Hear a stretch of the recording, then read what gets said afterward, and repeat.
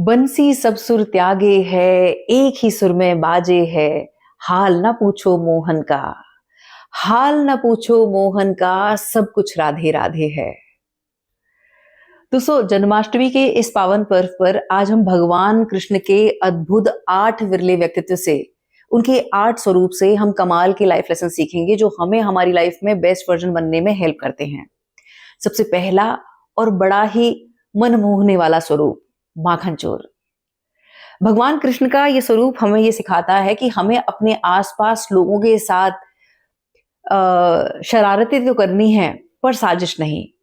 मतलब हमारी शरारतें ऐसी होनी चाहिए जिससे लोगों के चेहरे पे हंसी आए, लेकिन कोई काम ऐसा नहीं करना है जिस वजह से किसी को दुख हो, किसी का हम दिल दुखाएं। दूसरा स्वरूप है मुरली मनोहर। भगवान कृष्ण का ये स्वरूप हमें ये बताता है कि हमें अपनी लाइफ की, अपने शब्दों की जिम्मेदारी लेनी होगी।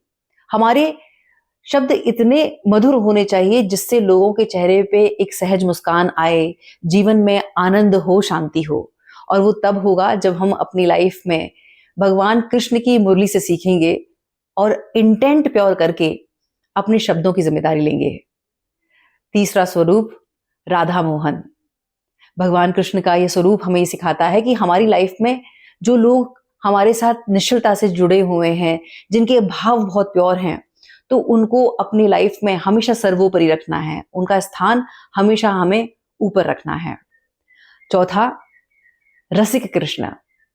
भगवान कृष्ण का यह स्वरूप हमें यह बताता है कि लिव इन प्रेजेंट मोमेंट। छोटी छोटी खुशियों में आनंद कैसे खोजा जाए, अपने पराये के इस भाव से दूर ऐसे लोग जो हमारे साथ प्रेम भाव से बंधे हुए हैं, उनको मान कैसे दिया जाए, उनके साथ सेलिब्रेट कैसे किया जाए। भगवान कृष्ण का यह स्वरूप हमें यही सिखाता है। पांचवा, गोवर्धनधारी।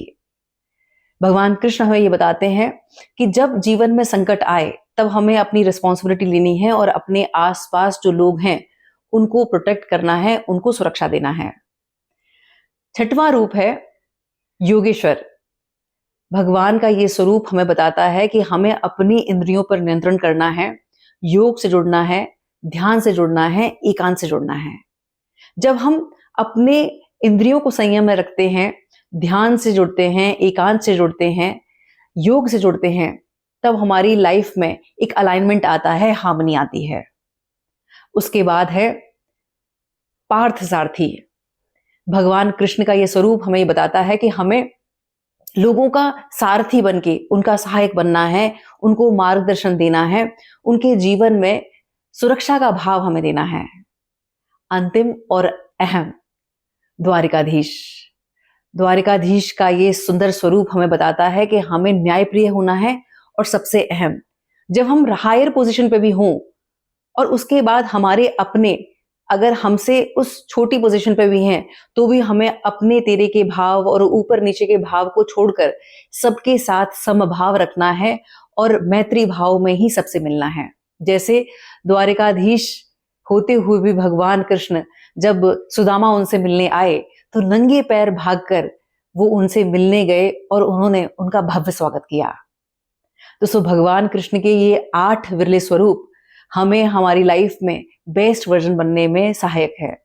तो इनकी इस टीचिंग को हमें अपनाना है और उसके बाद जीवन में सदचित आनंद को प्राप्त करना है। बहुत बहुत आभार, नमस्कार, जय जय श्री राधे।